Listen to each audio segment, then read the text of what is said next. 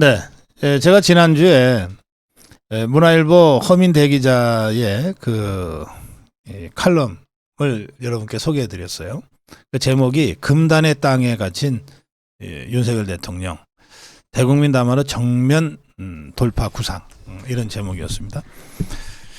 거기 이제 금단의 땅이라고 하는 게 이제 1차 세계대전 때 있었던 실제 스토리고, 정면 돌파를 통해서 윤석열 대통령이 정부와 국민의 힘 그리고 우리 대한민국을 모두 함께 구출해내야 된다, 이런 주장이었는데, 저하고 생각이 같은 부분도 많고, 또 워낙 그 칼럼이 아주 절절해서 저희가 우리 허민대 기자한테 연락을 드렸어요.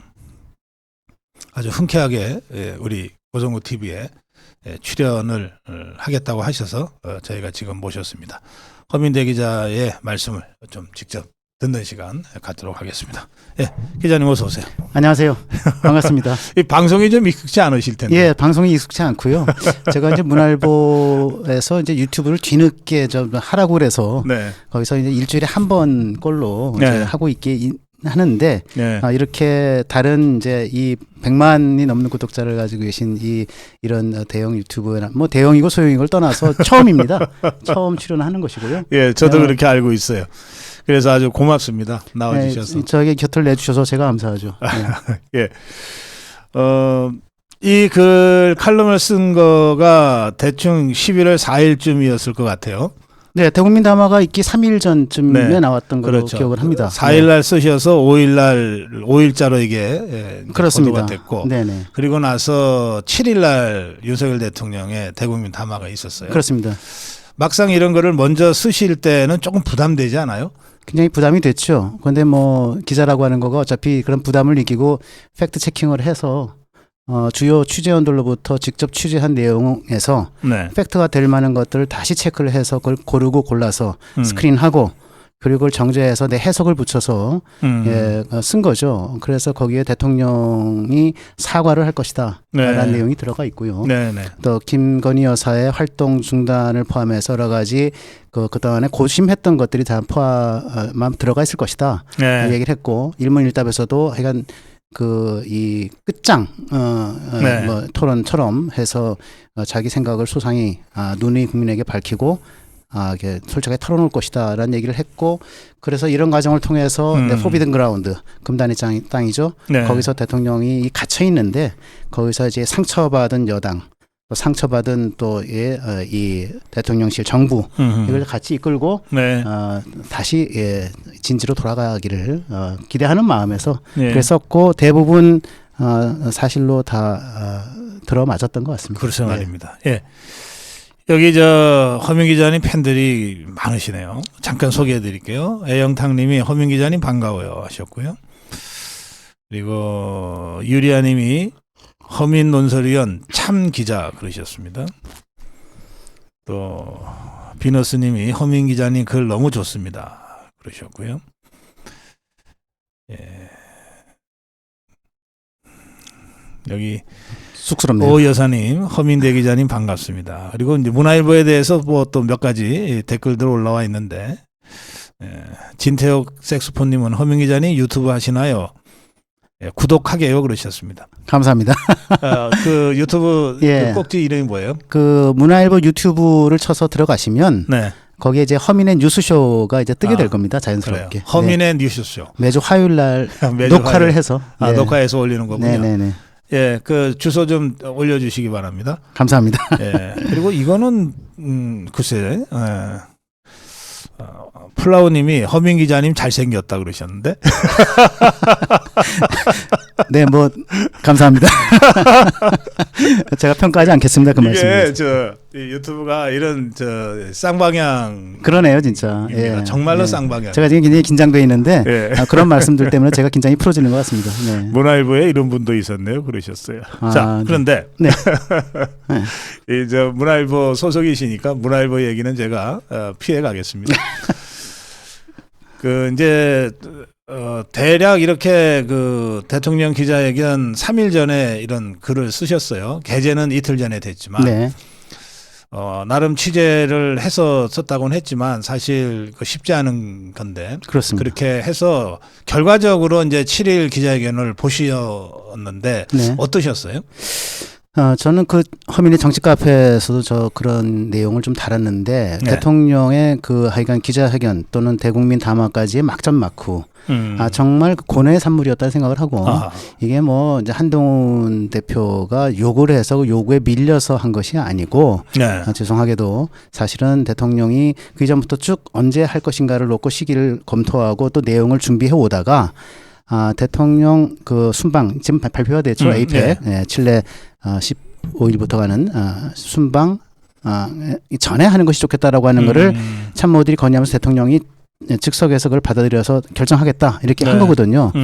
예, 그렇게 됐고 그러면서 이제 그 안에 여러 가지 담을 내용들을 이제 저는 뭐 솔직히 뭐 말씀드리지만 대통령 비서실장, 그다음에 정무수석 네. 다 직접 그날 아침에 당일 아침에 통화를 해서 다 아하. 확인하고, 예. 네 그래서 또 거기서 또 친한 쪽에서 대가 선이 닿는 사람들한테 또 뭐 이렇게 크로스 체킹을 하고 네. 그런 식으로 해서 기사를 쓰게 된 거죠. 네. 근데 대통령이 그 얼마나 이번 그 대국민 담화와 일문일답을 정말 전화 위복의 네. 심기일전의 계기로 삼으려고 했던가를 사실은 제가 글을 쓰면서 이거 뭐 이렇게 말씀드리면 좀 어색합니다만은 조금 하여간 저는 그냥 이 흥분감을 눌러앉히면서 네. 가라앉히면서 이렇게 썼던 기억이 납니다. 네. 이 대통령이 사과를 할 거다라고 이제 이 칼럼에서 썼습니다. 네. 단정적으로는 아니지만 사과 의향을 밝힐 거다 예, 이렇게 썼죠. 그렇게 네. 하셨는데 막상 이 대통령 담화 모두에 네. 앉아서 인사를 한 다음에 일어나서 옆으로 비껴서서 그렇죠. 90도로 고개를 숙였죠. 그런 사과를 혹시 예상하셨습니까? 제가 그 존경하는 고성국 대표님한테 좀 조금 죄송한 말씀인데 그 어저께인가 그저께인가 그 하면서 아무도 그 비켜서서 인사할 저는 거라고 그거 예상 못했을 거라 그랬어요. 예상 못하겠다고 썼죠. 예. 근데 사실은 저희가 그날 취재가 돼서 아하. 저희 그 제 정치 카페 아닌 다른 스케치 박스에 해설 박스에 이틀 전이죠 신문이 나온 게 네네. 그 전에 대통령이 이렇게 일어나서 단상 옆으로 비껴서서 인사를 하는 방안을 검토하고 있다라는 아하. 구절이 들어가 있습니다. 예, 사실은. 예. 예. 그것까지 취재가 된 거죠. 아하, 예. 그렇군요. 예. 네. 그리고 저는 많은 분들이 윤석열 대통령의 120분간에 걸친 문답에서 김건희 여사와 관련해서 새벽 5시에 네네. 이 엎드려서 네. 이 답글 하는 걸 보면서 네. 자기도 모르게 너 미쳤냐는 소리가. 네. 근데 그 미쳤냐라는 얘기를 가지고 또 기자회견에서 그런 얘기를 할 수 있냐고 또 시비를 걸더라고요. 예, 굉장히 인간적인 예. 정말 그 안타까움과 미안함과 정말 고마움의 표현이죠, 사실은. 네. 예.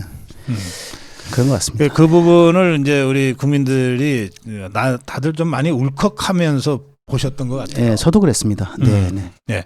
자, 그 후에 그런데 이제 대통령 담화가 난 그 다음 날 이른바 한동훈 일당 한동훈이는 침묵을 했어요 하루. 그렇습니다. 그런데 한동훈의 이 측근 쫄개들이 거의 야당 수준으로 막 비난을 하지 않았습니까? 굉장히 비판을 많이 했죠. 비판보다도 비난이죠. 비난이죠. 거의. 네, 네. 뭐 안 하느니 못했다라든가 뭐 이런 거를 왜 하느냐, 뭐 복장 터져서 죽겠다 이런 얘기를 했고. 김모모 또 뭐 신모모 네. 등등해서 우리가 알만한 그런 사람들 다 또 뭐 라디오 어디 뭐 또 어디 인터뷰 등등 네. 가서 막 그렇게 떠들어댔는데 네. 그런데 저는 한동훈의 침묵이 뭘 의미하는가? 저는 이게 침묵은 일단은 저는 소극적 저항이다 이렇게 봤어요. 저는 실제로 저항을 했던 것 같습니다. 아하. 저항을 하려고 했고 그리고 자기 측근 친한 그룹 뭐 최고위원이라든가 아니면은 그 측근 인사들한테 대충 그런 식으로 좀 얘기를 하는 게 좋겠다라고 얘기를 나눴던 것 같아요. 상황을 보니까. 그런데 그 다음 날 8일이죠. 네. 8일 날 오전 9시쯤 돼가지고 한동훈이 이제 입장을 밝힐 거다라는 얘기가 이제 전해져 왔습니다. 네. 저 현장 기자들한테. 그래서 저는 어떤 내용이 될 것인가, 과연 하루의 침묵이라고 하는 것이 소극적 저항, 소극적 윤석열 대통령에 대한 소극적 비판을 넘어서 적극적 비판으로 나갈 것인가, 저는 사실 좀 긴장을 했는데 네.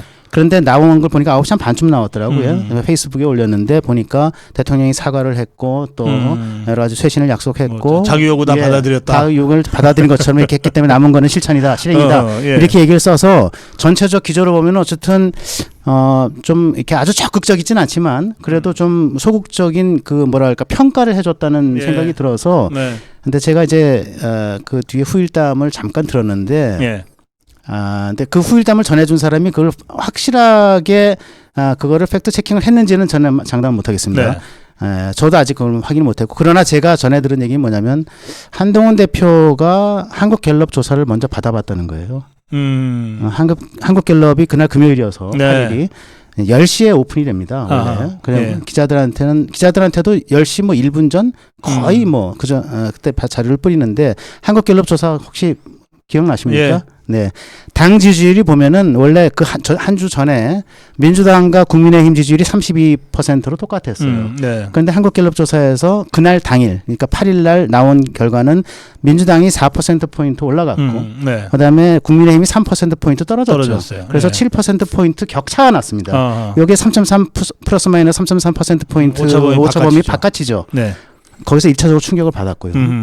그다음에 한국갤럽을 보시면은 한 달에 한 번씩 거의 정치 지도자 선호도라고 하는 겁니다. 장내 네. 정치 지도자 선호도. 이게 뭐 소위 말하는 장내 대권 주자에 대한 선호도인데 이재명 그 일주일 전에 이재명이 25%였는데 이번에 29%로 올라가고. 네. 한동훈은 15%였는데 14% 1% 포인트가 떨어졌어요. 그러니까 25대 15였는데 29대 14. 그러니까 절반이 안 되는 떨어지기도 했고 이재명의 절반이 안 되는 장내 예. 지도자 선호도를 받은 거예요. 네. 여기에 두 번째로 충격을 받습니다.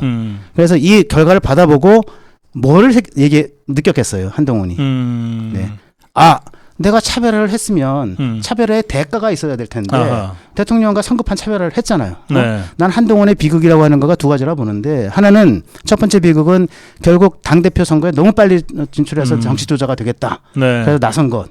두 번째 비극은 너무 성급한 차별화를 했다. 이게 두 가지 비극의 씨앗이라고 보는데 그런데 한동훈은 그 결과를 받아보고 야 차별화의 대가가 이거야? 당 지지율도 당 지지율 떨어지는 건 사실상 대표의 책임이 굉장히 큰 거죠. 예. 네. 그리고 자기의 지지율 떨어진 거 아닙니까? 예. 네? 그러니까 이거를 보고 차별화를 통해서 윤석열 대통령 국정 운영의 지지도는 떨어져도 나는 올라갈 수 있을 거야. 최소한 스테이터스 코어, 현상 유지는 할 수 있을 거다 이렇게 생각을 한 건데 자기도 떨어지고 나니까 이게 딥커플링이 아니라 커플링이 된 거네. 동반 하락된 거네. 추락을 받은 거죠. 그래서 급히 논조를 조정을 해서 네 그래서 이거를 이제 긍정 평가하는 쪽으로 예. 윤석열 대통령 담화를 이렇게 했다는 얘기를 제가 들었어요. 그 직전에 한동훈이가 대구 갔다 왔거든요. 네. 배신자 소리 듣고 올라. 그렇죠, 그렇습니다. 예, 그러니까 영남 민심이 네. 확 돌아섰어요. 확 돌아섰죠. 한동훈에 대해서. 네. 그리고 실제로 그 후에 이제 일주일 만에 갤럽이 조사 발표를 또 했는데 네. 거기 보면 영남은 대통령 지지율이 올라가거든요. 올라갔습니다. 한 TK에서는 40%까지 올라간 걸로 알고 그러니까 있습니다. 이거는 대통령의 기자회견이 적어도 영남 유권자 자유우파 진영에서는 받아들여진 먹혔다는 거죠. 그런데 네. 한동훈에 대해서는 배신자인 거예요. 그렇게 된 거죠. 네. 그러니까 그런 것들이 결국 이제 동반 추락도 그렇고 자기 네. 지지율이 떨어지고 자기 지지 기반조차가 협소해되는 것을 보면서 네. 전략적으로 이거 충돌하지 말고 전략적으로 제휴하자. 일종의 한동훈식 휴전 협정을 한 달 전쯤에 그 신지호가 제 라디오에 나와서 그 우호적 차별화 얘기를 슬그머니 꺼내더라고요. 우호적 차별화. 우호적 네. 차별화. 그 이제 말장난인데. 이게 그 뜨거운 얼음 같은 얘기인데 그런 거죠. 네. 형용 모순이죠. 네, 예. 네. 그러니까 자기네들이 차별화라고 하는 것이 결국은 비판을 받고 저도 뭐 정말 사실은 저는 뭐 기자의 본령은 권력에 대한 비판에 있다고 보는 거이기 때문에 네. 지금 한국 사회에서 권력이라고 하는 건 세 개입니다. 대통령 권력, 그다음에 여당 권력, 그건 뭐 말할 수 없는 권력이죠. 그다음에 이제 제1야당 권력인데 제1야당은 당연히 그거는 그 의회를 지배하고 있는 권력이니까 지금 네. 다수의 폭정을 하고 있는 권력 아닙니까? 네. 세 개의 권력을 난 비판하는 것이 기자의 본령이라 생각을 해요. 제가 네, 뭐 네. 윤석열 대통령을 좋아하고 안 좋아하는 이걸 떠나서 잘못한 걸 잘못했다 이렇게 얘기를 해야 된다고 보는데 어느 순간 최근에 한동훈이 궤적을 쭉 보면서 네. 대통령 권력에 대한 비판은 잠시 좀 내가 좀 접어두자. 하하. 예. 예. 한동훈 이거 해도 너무한다. 차별화를 이렇게 해? 저는 차별화의 조건은 두 가지라 생각을 합니다. 예. 이제 소위 여권의 1인자와 2인자 아닙니까? 대통령 1인자면 당대표가 2인자인 건데 네. 또 미래 유력한 대권주자니까 예. 2인자의 1인자에 대한 차별의 조건은 두 가지인데 하나는 임기 말에 권력의 임기 말에 해야 된다는 거. 이게 굉장히 예. 중요한 법칙이에요. 임기 중반에 하면 죽도 법도 안 돼요. 다 망하는 그렇죠. 거예요. 예. 두 번- 국정이 힘들어지죠. 예. 예. 그래서 싸우는 모습 보면 국민이 표 주고 싶겠습니까? 그렇습니다. 예. 예. 두 번째, 임기 말에 대통령이 2인자의 차별화의 시공간을 만들어주는 형식으로 해야 되는 만들어주는 거예요. 거죠. 예. 예. 그 대표적인 예가 저기 전두환 노태우 6.29선 나를 밟고 네. 가라 이거 아닙니까? 네. 그렇게 해서 임기 말에 차별화가 돼야 되는 건데 한동훈 이 사람 제가 볼 때는 정말 정치 경험도 없고 이게 자기는 정치를 굉장히 잘한다고 생각하고 정치 천재라 생각을 하는데 제가 볼 땐 그렇지 않아요. 정치라고 하는 것은 역시 중앙 무대에서 훈련받고 검증받고 성과를 낸 사람이 예. 그 성과를 토대로 해서 올라와서 그다음에 하는 게 정치 지도자가 되는 거거든요. 그게 없기 때문에 이게 차별하면 내가 뭐가 되겠지. 이게 안 되는 거죠, 지금. 예. 우리 저 허민대 기자에 대해서 뭐 아주 이 공감하는 댓글들이 많이 올라오고 근데 걱정하는 댓글도 있네. 저러다가 허 기자님 저 한 딸들한테 공격당하면 어떡하나 그러고. 아니 근데 한 딸들에 대한 공격은 제가 사실은 휴대폰을 한 2번 털렸고요. 아 그래. 네. 그리고 사실은 제가 이제 뭐 화면에 뉴스쇼 뭐 화요일에 한 번씩 예. 매주 이렇게 녹화해서 저녁 때 내보내는데 예. 지금 소위 이제 한 딸들의 그 활동 력이 네. 왕성해요 정말. 그래가지고 한 80% 이상이 한 딸들의 공격인데 뭐 친윤 딸랭이 그 기레기 뭐 보통이고요. 우리 허 기자한테 그렇게 굉장히 많이 욕을 합니까? 굉장히 많이 올라옵니다. 이거 참 정말. 예. 그 한동훈 얘기한 김에 이 얘기까지 짧게라도 좀 네. 짚어보죠. 지금 단계 사태 어떻게 보세요? 당원 게시판. 당원 게시판. 단계 사태. 제가 이제 당원 게시판은 사실 제가 아주 구체적으로 들여다보진 못했는데, 근데 그냥 대충 들은 것 정도. 그런데 이제 그런 것 같습니다. 이게 결국 이제 당원 게시판이라고 하는 게 저는 들어가 볼 수가 없는 거 아닙니까? 네. 이게 당원들이 실명 인증을 해서 들어가서 이름을 쓰고 또 내용을 쓰고 그 사람의 이름은 예, 실명 인정하고 들어가서 쓰는 겁니다. 들어가고 실명을 써야 되는 거죠. 네, 실명입니다. 한동훈이면 한동훈이라 써야지 XX 이렇게 쓰면 안 되는 거잖아요. 예. 그런 데다가 이제 뭐 한 땡땡 이렇게 나온 거잖아요. 나오기는 그렇게 나오죠. 그렇게 나오죠. 그렇게 나왔던 걸 제가 캡처한 걸 봤어요. 예. 그리고 그런데 그날따라 뭐가 시스템이 잘못돼서 오류가 나서 한동훈 쳐보니까 한동훈으로 된 그림이 댓글들이 쫙 뜨고 떴다는 거죠. 거의 유사한 내용들이 한동훈의 뭐 장인, 뭐 장모, 네. 그렇죠. 친어머니, 그 다음에 뭐 누나, 딸, 심지어 아내 이름까지. 이제 이렇게 했다는 건데 그 내용이 보니까 너무 살벌하더라고요. 예. 캡처 내용을 보니까 뭐 김건희 여사를 개목걸이 끌고 가서 뭐 예. 어떻게 해야 되고 그래도 말을 안 들으면 뭐 단두대 뭐 어떻게 그래서 이거는 비난 조롱을 넘어서 가지고 이건 아주 뭐랄까 이 사륙의 냄새가 나는 네. 그런 글들이 막 올라와서 이거는 정말 도가 넘어도 정말 넘었다 이렇게 생각을 했고요. 예. 그래서 저는 그 뒤에 보니까 이제 김민정 의원도 그렇고 뭐 몇 번 김미애 의원도 네. 그렇고 그다음에 권성동 그다음에 뭐 김재원 최고 이런 분들이 이제 당무감사를 요구를 했는데 예. 저는 당연히 당무감사를 해야 된다고 봅니다. 예. 이제 지금 뭐 한동훈이 뒤늦게 이제 휴전협정 전략적 제휴를 해가지고 이게 갈등 봉합 국면으로 가고 있다. 실제로 그런 측면이 있고 저도 뭐 어저께 제 유튜브를 하면서 우리 한동훈이 달라졌어요. 뭐 이런 내용으로 해서 조금 이렇게 좀 그런 걸 해줬는데 예. 그런데 뭐 물론 이러지만 잘 관리하고 관찰해야 된다는 생각은 있는 거죠. 네. 그런데 지금 갈등 봉합 국면으로 아무리 간다고 하더라도 예. 저는 이 시시비비는 이건 반드시 가려야 되고 이런 정도의 사안이 중요한 사안이라면 이거는 당무감사에서 뭐가 나오면 그걸 토대로 해서 난 법적 과정을 밟아야 된다고 생각을 하고요. 예. 그래서 거의 합당한 처벌, 그다음에 이제 사과, 그리고 나서 이제 재발 방지 약속을 하고 다시 갈등 봉합 수준으로 하더라도 그렇게 돼야 되지. 이런 것 없이 막 그냥 대충 위하면 넘어가겠다. 주진우 의원이 뭐 이거 가지고 협박하고 그런다고 하는데 유튜브 이걸 무슨 사법 처리하겠다고. 네, 난 그런 게 이게 정말. 법을 공부하고 법치주의를 공부하고 그다음에 표현의 자유를 공부하고 예. 국민의 알 권리를 얘기했던 사람들이 과연 그렇게 해소되겠는가? 그건 누구보다 한동훈이 잘할 거 아닙니까? 네. 예. 난 그래서는 안다고 봅니다. 이거는 어떤 사람이 들어와서 이렇게 간첩질을 하고 있는지 저는 반드시 예, 진상을 규명해야 된다. 그렇게 그게 생각합니다. 한동훈이든 한동훈의 동명이인들이든 들이든 아니면 그럼요. 또 다른 누군가가 뭐 해킹을 해서 예. 저는 아이디를 뭐 갖고 장난을 쳤든 저는 한동훈이라고 믿고 싶지 않아요. 설마 아무리 네. 그렇다 하더라도 그렇게 폐악질을 할 수가 있는가 저는 생각하는데 네. 근데 한동훈 8명이라고 그러고 뭐 한동훈이 아니다. 그 한동훈 대표가 아니다로 얘기를 하는데 네. 거기 이제 뭐 그 하여간 뭐 진짜 뭐 장인 장모인지 모르겠지만 진 씨도 있고 진 씨는 희성이잖아요. 희성이죠. 근데 거기다가 이제 장인 이름 그것도 뭐 흔한 이름이 아닌데 그런 네. 분도 있는데 그런 의혹은 좀 밝혀줘야죠. 그러니까요. 네, 저는 밝혀야 된다고 봅니다. 네. 네. 이 문화일보가 저 서대문 사거리 저쪽에 그렇습니다. 서대문 사거리에서 이제 그 강북 삼성병원 정동 쪽으로 네. 가다가 오른쪽. 거기 네네. 있죠. 저도 뭐 예전에 문화일보 가끔 뭐 인터뷰를 네. 하러 가기도 하고 네. 뭐 칼럼도 좀 쓰기도 하고 그래서 네. 그런데 거기서 보면 광화문 집회는 바로 안 보이지만 지난 토요일 날은 그 서대문 로타리에서부터 길이 막히기 시작했거든요. 네네. 왜냐하면 민노총이 전부 버스 대절해가지고 네. 막 행진하면서 그 네. 시청 쪽으로 그쪽 앞으로 갔기 때문에 네. 그래요. 그 이제 토요일 집회를 지금 이제 조선일보나 동아일보는 바로 광화문 바로 거기 있잖아요. 언론사 자체가. 그렇습니다. 예. 그런데 이제 우리 자유파 국민들 입장에서는 그렇게 수만 명, 수십만 명이 맨날 모여도 왜 스트레이트 기사 하나 안 나오냐? 아, 예.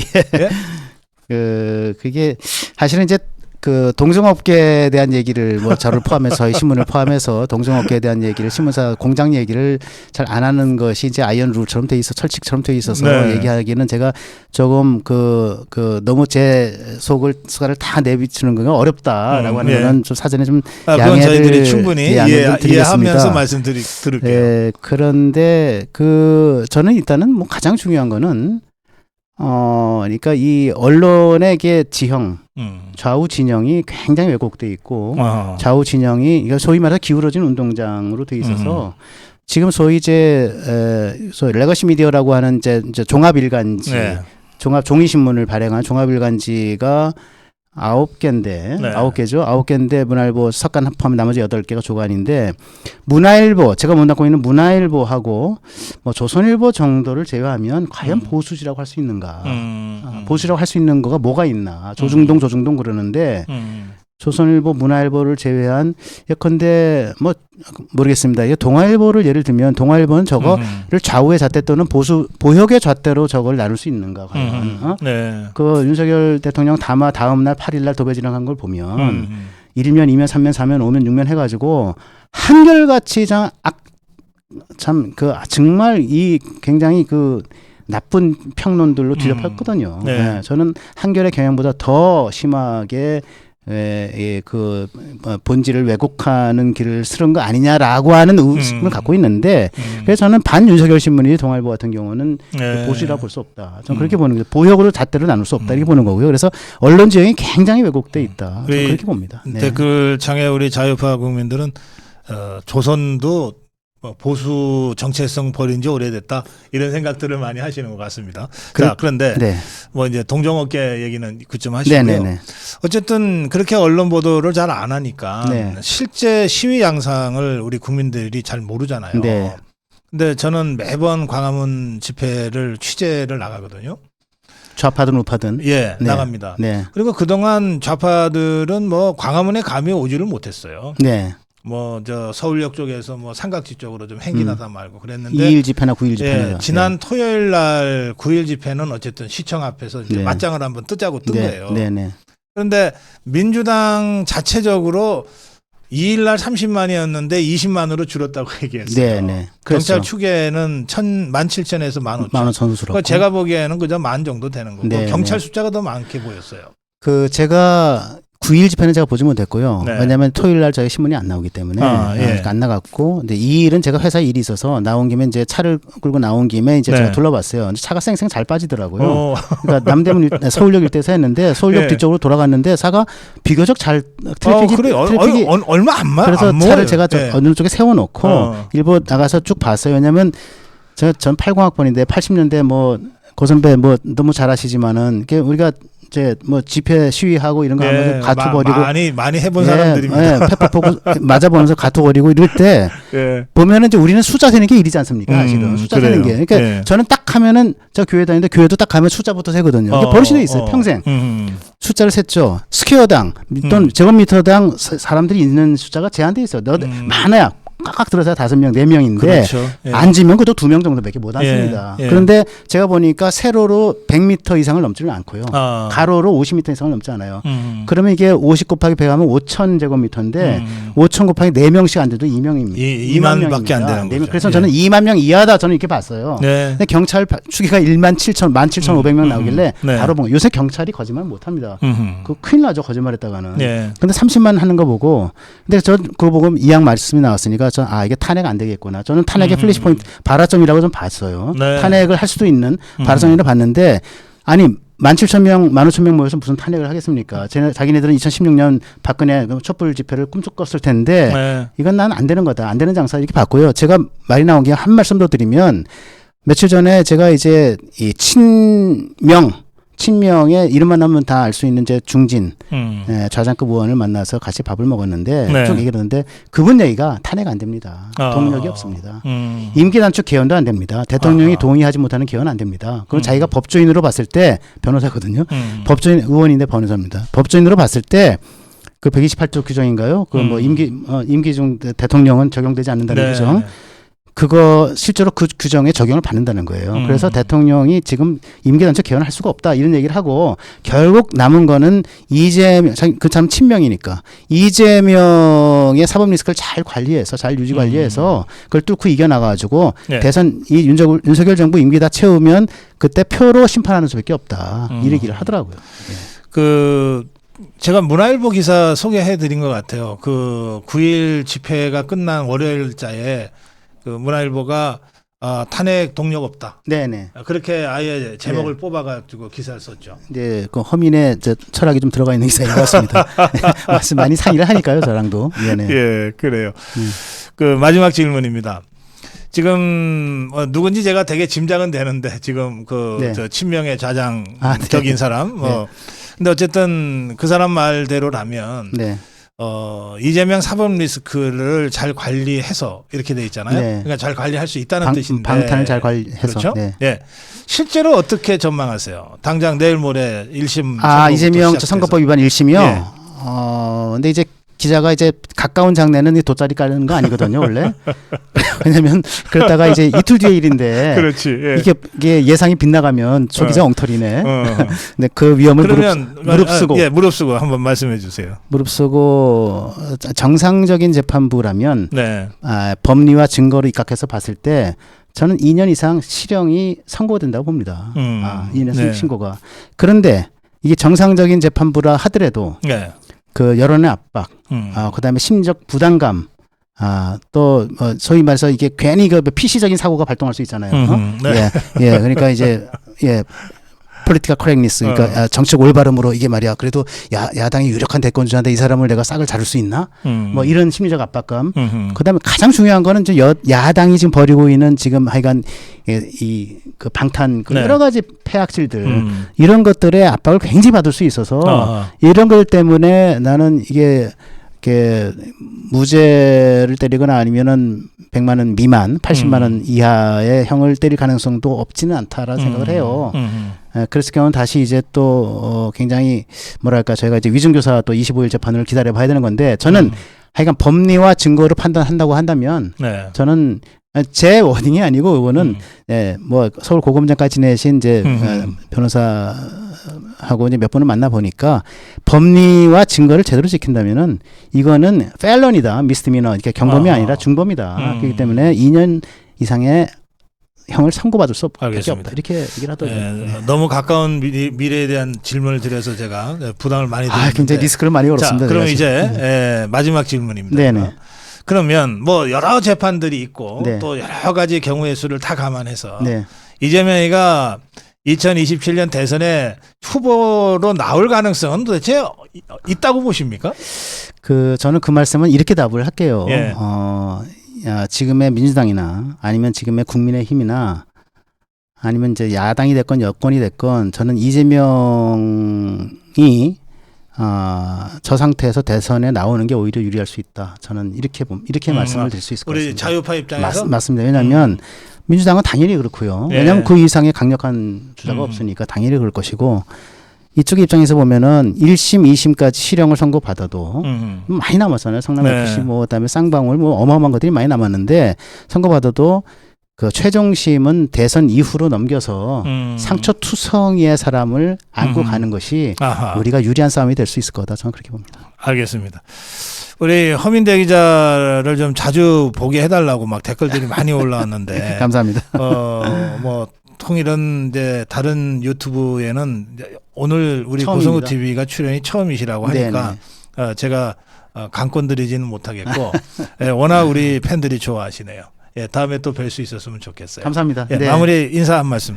네, 제가 존경하는 고성국 대표님 계시는 이 고성국 TV에 곁을 내주시고 이렇게 불러주신 거 정말 영광이고 자랑스럽게 생각을 합니다. 이 고성국 TV가 굉장히 발전해서 자유 우파가 제대로 설 수 있는 그런 나라를 만들었으면 좋겠다는 생각이 간절하고요.